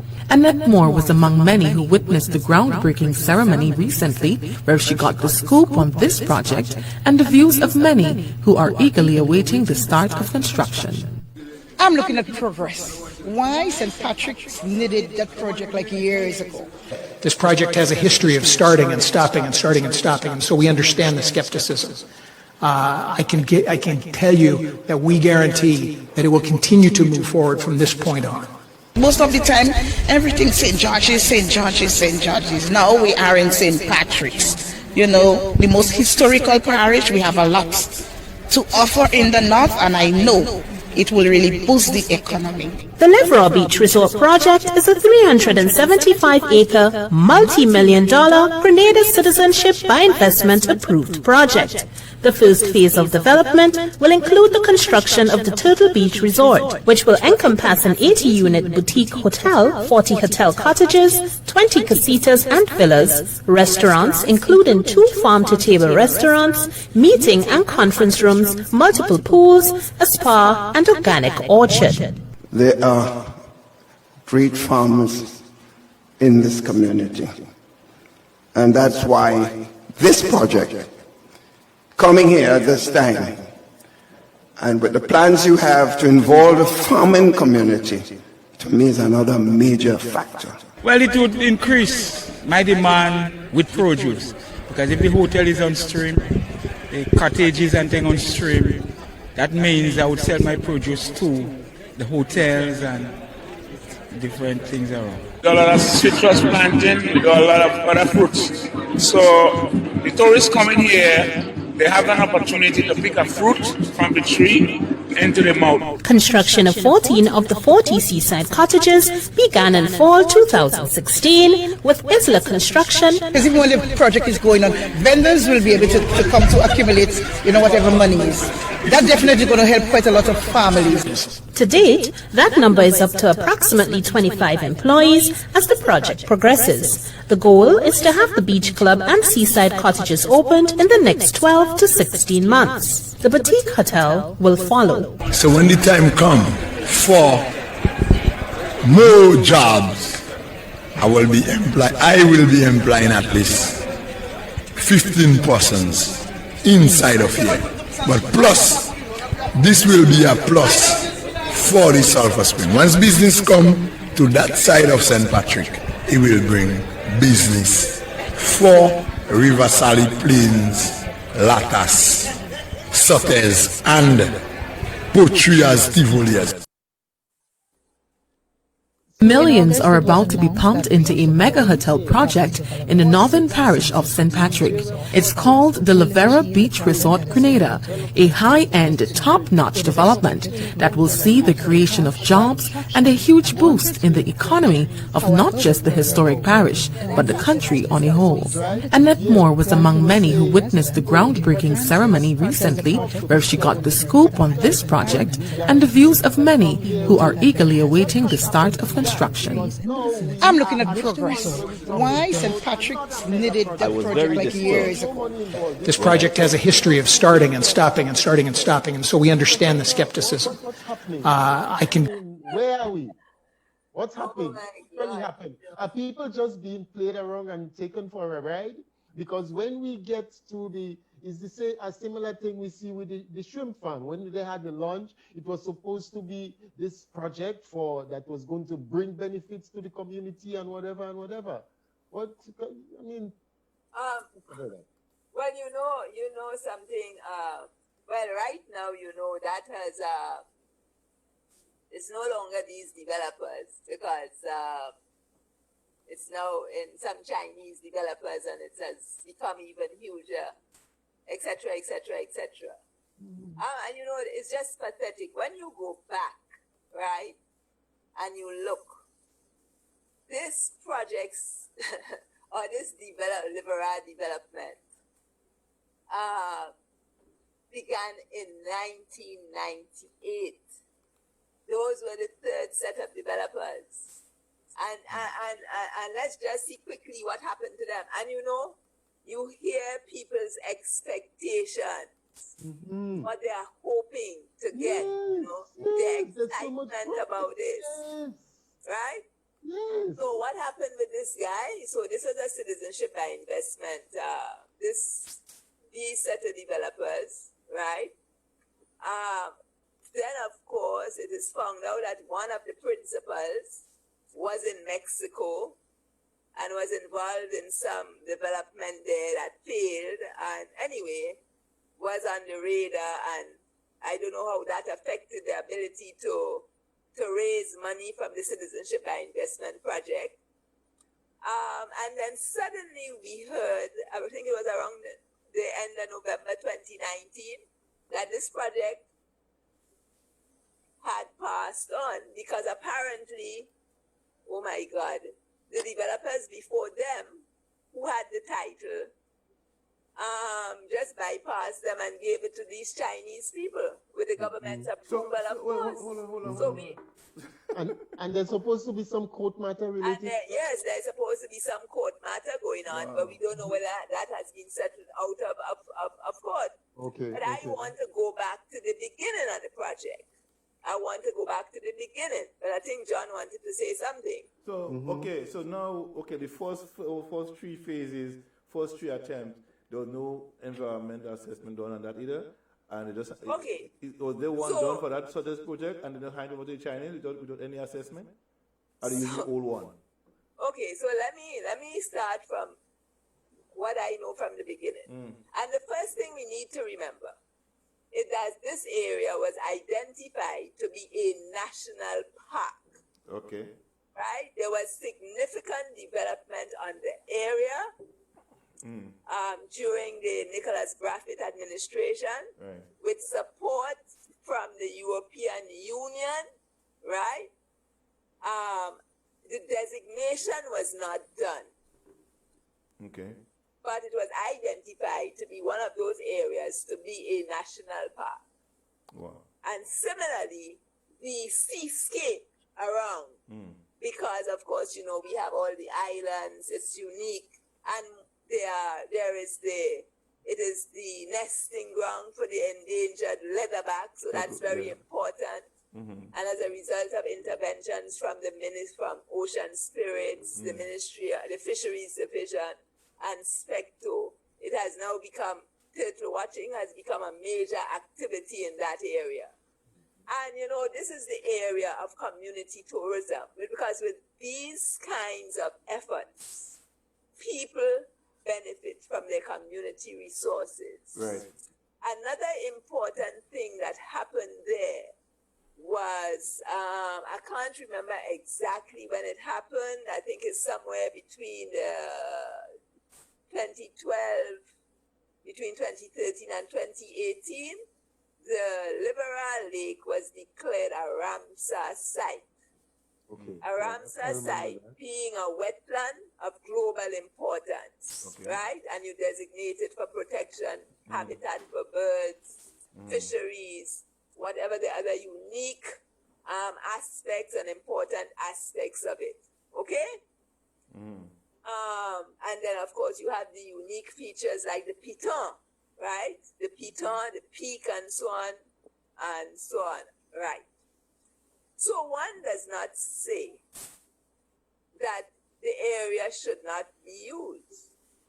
What we're talking about is what is appropriate. For the area, yeah. What is appropriate will not destroy those unique features of the area, because when you designate things national landmarks, national parks, you recognize it as unique, and it is something that you want to pass on to ensure that it is there so that the generations that come after will also have the benefit of using it and enjoying it. Okay? Right. In the first set of developers, they came with a plan, and one of the most controversial aspects was a hell of a golf course. And one of the things about the golf course is the water demands, and that is an extremely dry area. Right. In addition to which, of course, there are the other features. An environmental impact assessment was done, but there were a lot of holes in it. And I want to also say here, Pablo, that in reviewing this thing, one of the things that used to happen to make sure that Grenada got the best technical assistance was that reviews of EIAs were also assisted by what is now the OECS. It would have been the Sustainable or the Environmental Unit, Natural Resources Management Unit of that time. So we got this. And that EIA was very controversial, and approval was not given to that project. Approval was never given to that project. But of course, you know, an important aspect under the Physical Planning Act was that the minister could supersede the decisions of the planning authority, right? So one does not know whether in fact, but I'll have to check that. I can't say with any, I would have to check that. But they started clearing the place. But before that, so they took, first of all, government gave them 247 acres of land. Government gave them that land. Then government acquired the land of private citizens. Right? Up to now, these people are not compensated. And there is one called Henry Little. Henry, what was his name? Henry Little, whatever his name was, who had returned from England, you know, happy to return home and to do some investment. He took up farming, and he died from the effort and the stress of trying to get compensation from government. Up to now, that has not happened. All of these other people around whose lands were acquired to give to these developers, quote unquote, right? But there was an even more amazing thing. The people had no money. The people had no money and asked government to guarantee a loan for them of $11 million. They started to draw down on the funds. They clear cut this place that was supposed to be the golf course. And then in 2003, shortly after the 2003 elections, they cleared out, leaving us with a debt of $29 million. That is still part of our national debt. And destroyed the place because they just clear cut it, they raise it down. Deprive people, because there were a lot of farmers occupying or persons occupying the lands, right? People were deprived of that. The private citizens whose lands they acquired were also deprived of the use of their lands. And nothing happened. So they left us holding a debt. So that was in 2003. And then in 2006, apparently now, post-Ivan, we're courting millionaires. So one called Paul Taylor arrives. His wife has a Grenadian ancestry. Paul Taylor. And we are described as a millionaire's paradise. Okay? Now, when you look at that guy, you have to ask the due diligence. What kind of due diligence was done? Because since I was not getting any information from authorities, I went and checked it out myself. and found out that when this guy came down here, right, he was 1.5 billion pounds, his companies, and all the speculation project is that being he was developed by involved in, Grenada all of Sustainable this helped to Aquaculture crash the Development financial with the system. assistance from the And Chinese there was government. this particular The bank in England called the Royal Bank of Scotland that that just helped to crash it. So when they came down, so we conveyed this land over to him in 2007, I think. In 2007. Notwithstanding the fact, 2007. Notwithstanding the fact that there were certain conditions to be met, which in fact were not met when the land was conveyed. And then there was a financial crisis. So everything come to a halt. Nobody gets paid. He has the land. We don't know about payments. We're not very clear as to whether payments were made, etc. There are still some unanswered questions there. Wow. And then, of course, his company is closed down. I can't remember whatever. And he just kind of fades off the scene. So, and then in 2016, we hear about these new ones. Okay? And then at the end of 2019, we hear it has passed on to these now, and it is going to be something like the Belt and Road cities. After looking at what they want to be, I am convinced it's going to be a mini Macau. You know, when you have read the description of what is being planned, you know, it seems to be a mini Macau, and quite unsuitable, in fact, for the area. For the area. Yes. Quite unsuitable. Pablo? Yeah. And the whole issue again of what is planned, the whole issue of the approval process, the environmental impact assessment, and people's input, because in fact, Honorable Pamela Moses went up with some people, and I heard they were told you can't enter. Yes, you know, and people were asked to get off the property. Well, it wasn't just Pamela Moses, you know, Mr. Bosun was also and there. Mr. Bosun was there. The head of the physical planning unit was there too, and he spent time on the outside with some documents on the top of a vehicle and was explaining what was to transpire and so on and so forth. And what we've been hearing is that a new environmental impact assessment was not done.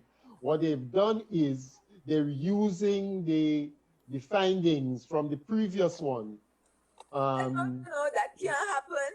If your project that's is stalled the over information a year, that's been put out. Yeah. Yeah, if your project is stalled for over a year or it's redesigned, because obviously what is contemplated in this project is nothing like what was contemplated in either of the projects before. It requires an environmental impact assessment. And of course, a major concern is going to be the impact on the, with all of the projects, that have been proposed, is the impact on the turtles and the turtle nesting sites. Because there is something about the light and how it affects turtles. Turtles, yeah. Well, the Prime Minister says he's going to be providing significant number of jobs. So, I mean, we have to make sacrifices. What do you say to that? Well, I mean, let me tell you something, Pablo. How do we evaluate that? Not on the basis of what has happened before. That is the only way that I can evaluate it. And all of that to date, what has delivered for us to date is debt. And it has taken away the access, people's access to their resources. But Sandra, I want to ask a question here. Raphael will permit me to do that. Yeah, go ahead. The whole notion that the persons whose land was, let me do it in a nice way, confiscated by government. and was not paid for it. There's a word for that, acquired. Acquired. I was trying to be harsh in a way, but yeah. If you don't pay, not confiscation. This acquiring is a nice legal term, to put it nice, you know. And just let me tell you that, John, before you proceed, right?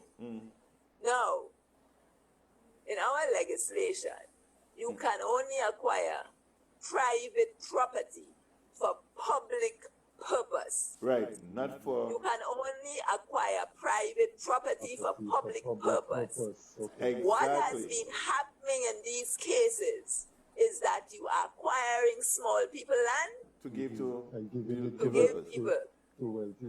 Pablo, rich. Pablo, you and I had this conversation yesterday morning on my way to work about acquiring lands and properties that is of national interest to the state, not to individual. And if the government sees something that could benefit the people of Grenada in terms of the public space for public use, not for private property, private use to make profit, the government could take it over and pay you market value for it. In that case, like Sandra is saying, the person's land that was acquired nicely here, you know, they was not, have they been paid? Anybody follow up? Because the track record shows that our government already pay up the debts, you know. So who is monitoring, who is paid, and if the persons have been paid for the property thus far? If that hasn't been done, no, the people in Livera have not been paid for the property. Right. So can persons again sue the government for the acquisition without payment and give it by violating the laws of the country? Then, in other words, because the law has been violated, here. Yeah, I expect they can, but what you've been seeing is that people have been taking government to court, getting judgments in their favor on it, and government just refused to pay, and that's it. So I guess they wait for the next government. Mr. Sandra? Yeah, of course. So the next government got to pay the bill then?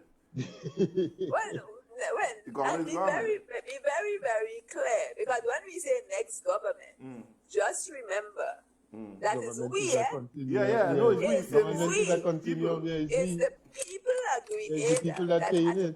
But still, people have to pay for their property. I mean, you understand? Yeah, but those people have to be paid for their property. Anything that is government and has to be paid by government means it has to be paid by the people of Grenada. And Pablo, I just wanted to, let me just raise that.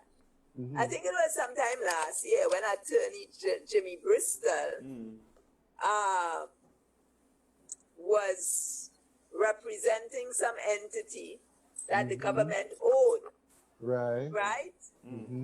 I am not certain what the case was about, but government owed them. And they wanted to, in order to get paid. And therefore, they took the case as far as the Privy Council.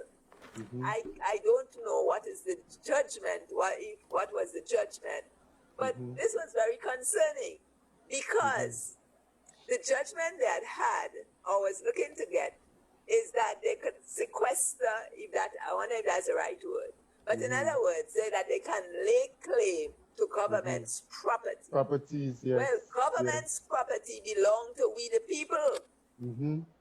Right?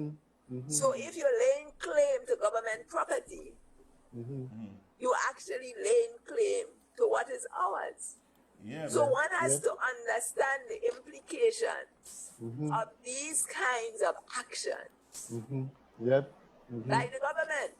Well, actually, I believe it's been reported recently that is the route Miss Gemma Bain is looking to go to, because she has not been duly compensated as has been mandated by the court, and as a consequence, she's looking to go that route. Well, if that is what she has to make it happen, and I don't know whether in fact a precedent has been set by that case, is something for us to look into. But you might recall back, I think it was before Ivan. Was it before Ivan? I think it might have been before Ivan. When Derek Knight was trying to enforce the order for the compensation to be paid in respect of Gary's property. You remember that the then Minister of Finance the order to sequester his property. Yeah. So Yeah. back in 2019. Yeah. So, I mean, as citizens, we have to understand these things because they have significant consequences for us. For us. And it's we the people that eventually have to bear all of these burdens. Exactly. And the thing about it is, and that's why in the beginning, when at the start of the program, I was making the points that I'm making, because you find that we the people tend to turn around and be so defensive of those persons who are making these decisions that are impacting negatively on we the people. And that's all of us. That's all of us. Because it's about government, okay? And I think it came out in the Grand Lake judgment, right? Okay. So one government made this decision. The next government came into office. Well, the court wasn't concerned with that, right? That is why it is very important for everyone to take an interest in what is happening and what decisions are being made, right? And for proper information, assessment, agreements, some legal advice. Okay? And the issue of inclusion, the issue really of inclusion and consensus as to what we do. Because this has long-term impact. I don't know if that makes any sense. So, Sister Sandra, because we're getting close to the end. We saw what happened with the Sustainable Aquaculture Project in St. Mark's and all that has happened.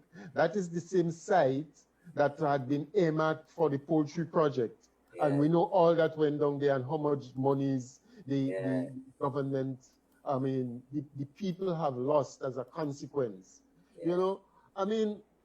What does that, when you tie this with all that we've spoken about, what does that say, about how government is supposed to treat with making, these kinds of decisions in minding the people's business?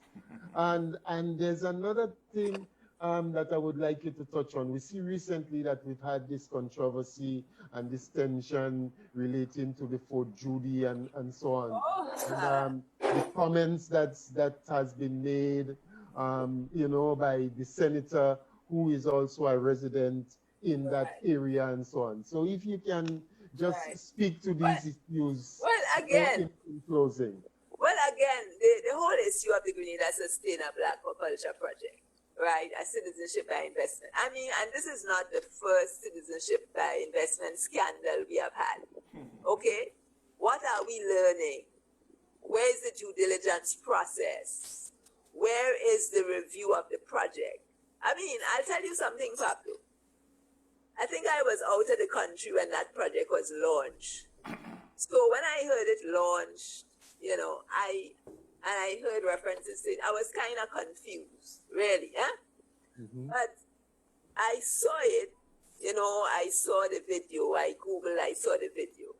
And from the time I saw this thing, Pablo, I really didn't understand what this was about. You hear me? If this is a project that's supposed to benefit the people of St. Mark's, where were the people of St. Mark's? If this was a big project, there was nobody from St. Mark's there other than the minister, the representative. I didn't see nobody there. That was the first red flag for me. First red flag. And then I went and checked out the company and found out that they had no track record at all. No track record. They were about a year. You understand? Wow. And then when I look at this, I look at this thing. I read, you know, the project and things. I mean, I'm not a specialist in that, you know, but I mean, you read some of these things, you know, you go to Sustainable Development Council meetings, you sit around, you know. And like Chuck just say, you've been in tongue very long. Yes. I've been in tongue long. You've been too long. I've been in tongue long. You understand? I mean, how is this working? Oh, what was funny about that, Pablo, was I read what they were proposing. But when I went and looked at their site, I saw the thing was in the sea, right? And in fact, when I had read, became aware of the proposal for the sustainable aquaculture project, right? It was talking about mariculture in the sea, right? High technological thing. And then there was one from Antigua, which was essentially, you know, a cut and paste. Wherever Grenada was, you just insert Antigua and everything else was the same. Cookie cut. You know, so when eventually this happened, you know, I really was, and then there was this gentleman, Mr. Leo, who has since died. He described himself, you know, special whatever in the military. You know, I went looking for this thing. I can't find no reference. No reference. Wow. You know? So, you know, so the fact that it ended up this way, really, Pablo, and I mean, how many times has that happened to us? And then when you look at so part of the problem was of that now was that somebody went with all the money. The escrow account was out of Grenada. But what is interesting is that just about 6 months before the project was launched, an amendment was made to the CBI law to provide for the escrow account being outside of Grenada. Wow. What should I conclude by that? And then you're going to turn around and tell me that we're tightening up and now we're going to be making it so that regulating so that you can't have the escrow account. The escrow account has to be in Grenada. Give me a break, please. I am sorry. Maybe that is why I'm so cynical. I have been in tongue law. And I have been, since 2003, I have started to pay attention. Right, so you wanted me to speak about the Port Judy issue. Port Judy issue. Right. I think it's a very unfortunate and a dangerous situation. You know, the tensions. And I am a respecter of private property, and I believe in people's right to have private property. It is in our constitution, and you know, it's a constitutional right. And you want to be safe, right? And you want to enjoy it, right? It was interesting what the gentleman who was on the program with Odette said, that, you know, there is the issue of easements. Now, I am not sure if originally that Fort Judy property, it might have been private, I don't know. What I do know is that somebody bought it. I don't know who they bought that property from, so I don't know if it was government back when, and started this gated community. Now, one of the things, however, is that access to beaches, right? Then there is this coastal, how we call it, this particular feature, which is of, you know, interest, and people going, and people have for years, you know, been able to access it and go and see it. So what is happening here, Pablo, is the issue of planning, right? The issue of planning, and what are the planning approvals? So, okay, informally, because there were people who called in and say, oh, we had no problem. So in the early days, you know, okay, the status quo remains in a sense. You have that kind of access. But the times have changed, the people have changed, okay? And now you're starting to get detentions. That is why it is important to have legislation. That is why it is important to ensure that these things are taken into account when you're giving planning approval. So there is access, which means that the public can continue to access. You make provisions for that. And then there might be certain spaces that you require, that you don't go right down to the beach so that you leave. And if necessary, as a government, you want to ensure that there is access to this, then you might even acquire and pay for it to ensure that people can continue to enjoy. Because the gentleman made a very, he made a very important point. The people don't have, okay, these people maybe don't have land, but they have access to public space, and that helps to keep the peace and good order, right? What I want to talk about in the context of minding the people's business and all of these institutions that are supposed to do it is quite funny, because the person who developed Fort Judy was someone who belonged to the Grenada Yacht Services and the Lagoon Enterprises Limited, right? Which was eventually bought over by Victor Kozeni in 1997, right? Okay. So let me see if I can get what was the guy name. Right. Oh yes. So let me see. Right. So instead of so he was associated with the Grenada Yacht Services, right? And the gentleman was advised by the person who was then the manager. I'm not quite sure who, yes, I think I know who it is, but I won't call the name. To invest in real estate in Fort Judy, right? So you have a lease with the government to develop the Grenada Yacht Services, but instead of that, instead of focusing on doing that, the individual with whom the lease is decides to invest in real estate in Fort Judy, right? And Grenada Yacht Services goes downhill, and there is never, government is not checking on it, right? So in comes Victor Kozeni. And listen to the irony of this. Now, Sir Eric Gary, in 1996, they also owned the Lagoon. They also owned Islander Hotel, right? They also owned Islander Hotel. But again, did not bother to put any investment into Islander Hotel. And Gary decided to take it back. But they only paid part of it, and they continued to have the title.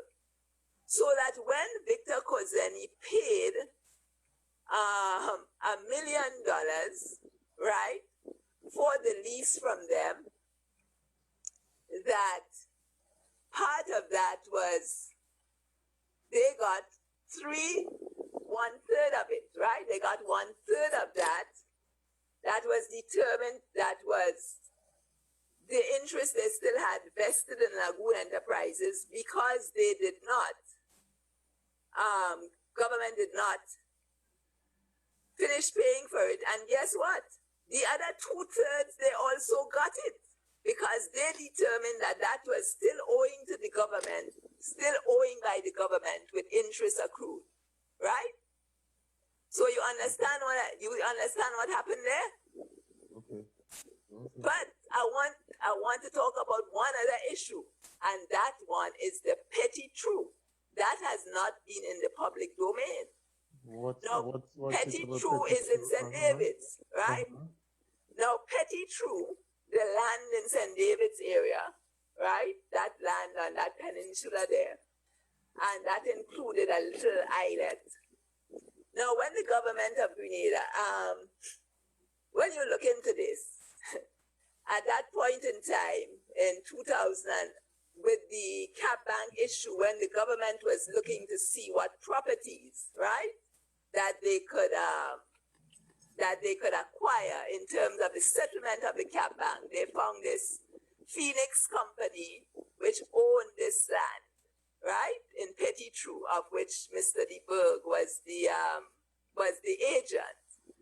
And this is really very funny. I hope we have enough time to talk about it. But what are the details of that?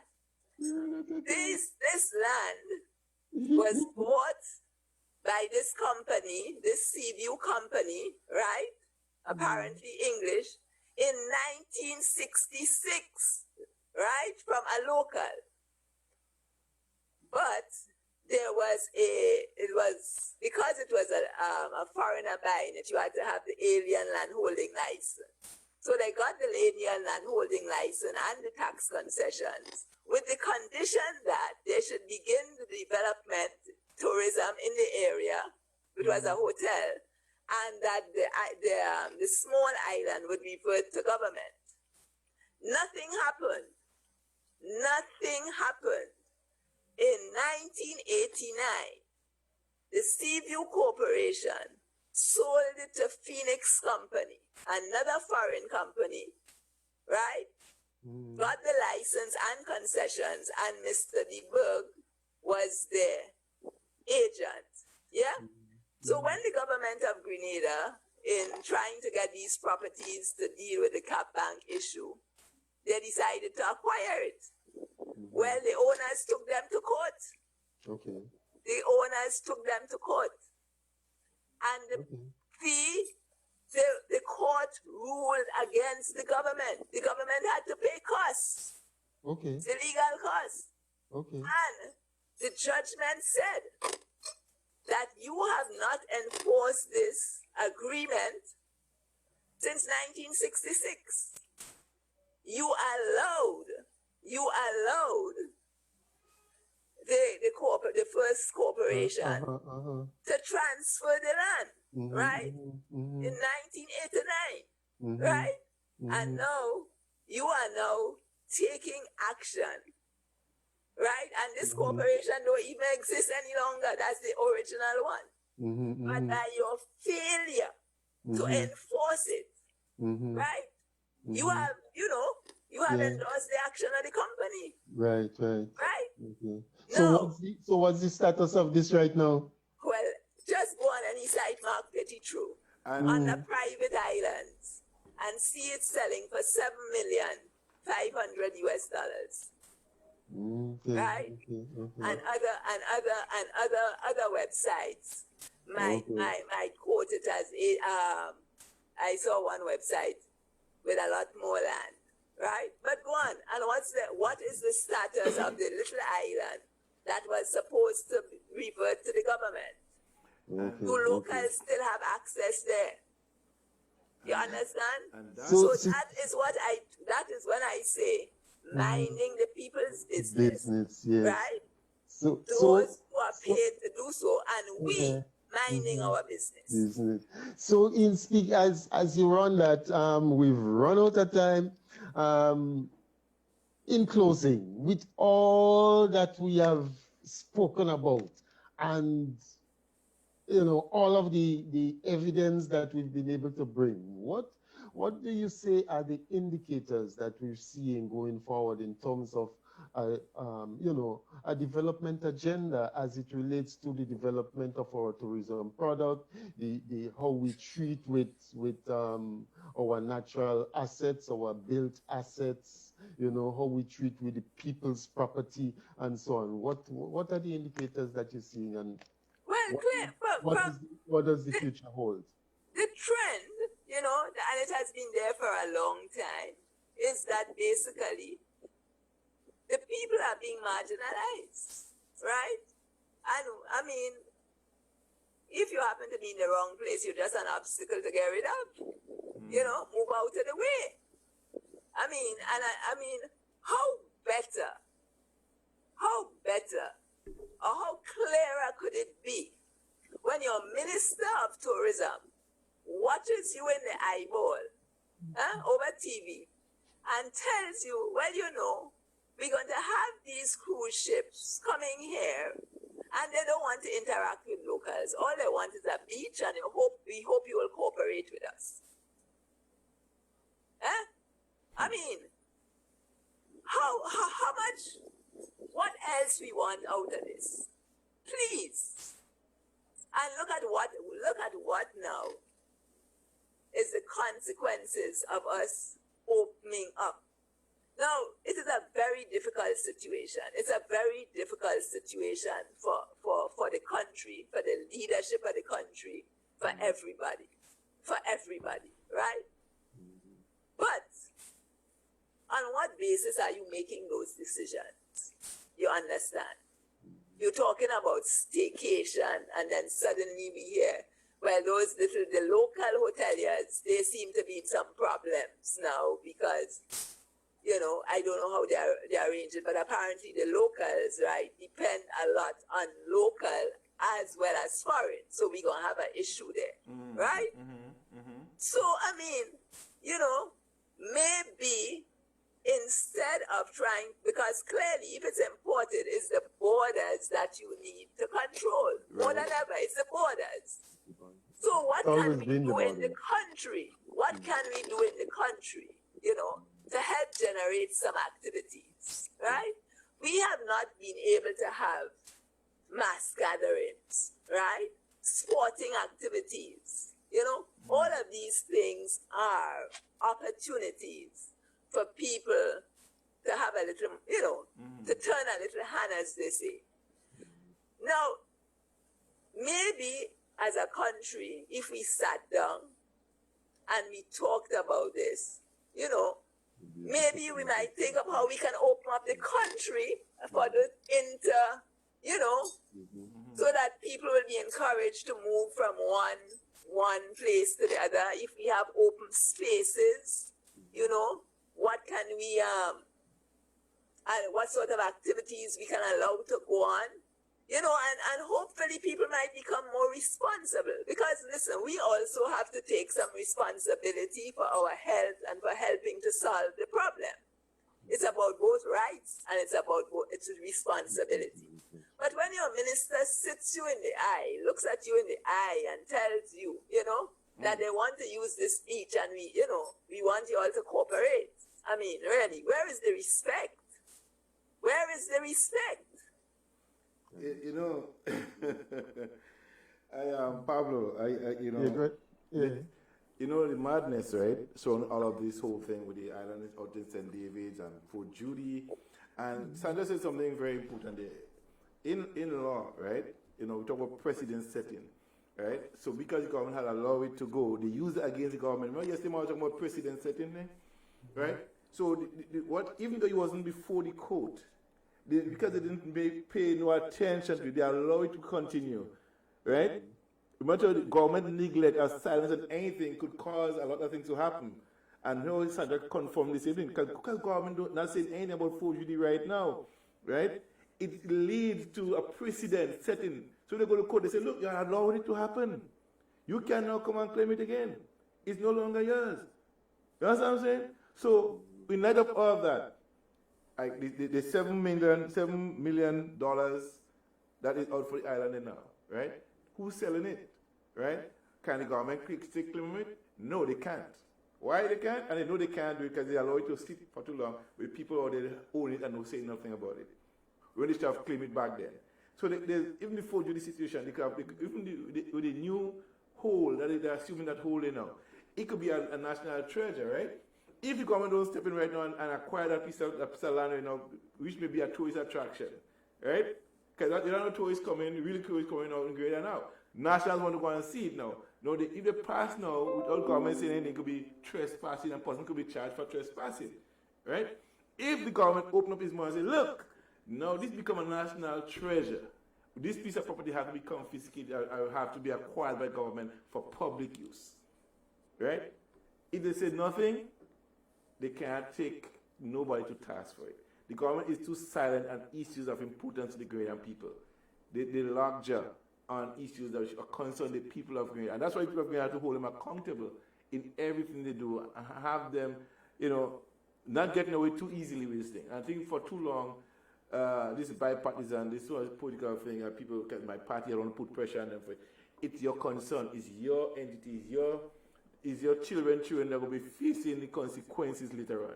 So if you don't speak up now and don't talk about what's happening now, it will affect the 3 generations down. The Bible talk about if you reject knowledge, I will reject you. Not only you, but your children and your children. It comes back full voltage on the people and the children later on. Because what, 1967? Sandra, it was the same? 1966. 1966. Imagine Uncle Gary didn't do nothing then. Okay? The PRG didn't do nothing then. The Indian government didn't do nothing then. See what generation that lost between the whole time? Every generation get affected by it.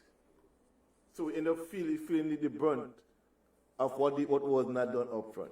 So unless we start holding government accountable and putting pressure on and let them know that we're watching them, they won't be able to get away with this stuff. We have to keep putting the pressure on. Keep bringing up this stuff, the issues. We don't hate nobody. We just want equal rights and justice for all. And that's what has to happen. Pablo, there was something I wanted to mention because the senator, they spoke about it, but there was something that they didn't mention, right? And one could look and ask whether, in fact, there was differential treatment. Because, the citizens of Mauchet, there was a covenant in respect of their lands, right? Okay. And the Egmont development wanted to put a road through that land. And they actually went to court and won. They won in the Court of Appeal.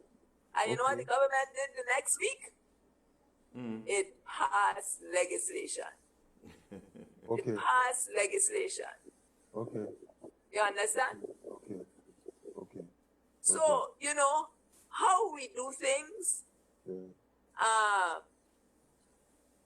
and obviously our planning, because what has been happening in the St. David's area, there have been a lot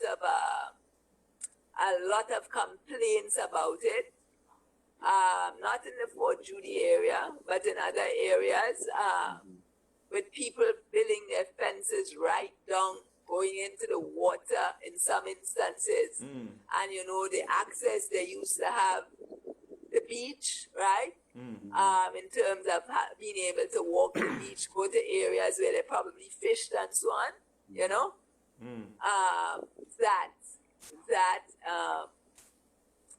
there's a lot of frustration with it, and that has happened over a number of years, right? Right.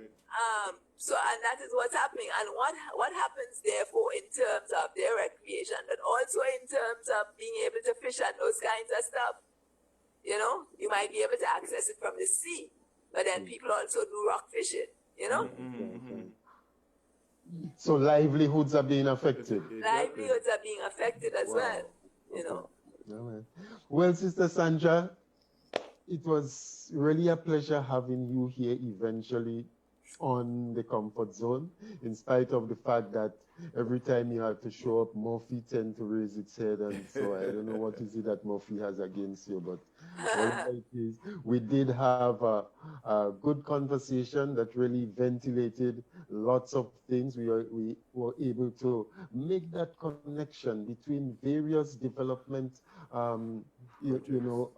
exercises, various development projects and so that's taking place, and to really demonstrate to you that we need to have better planning. We need to have proper planning when these things are to be done.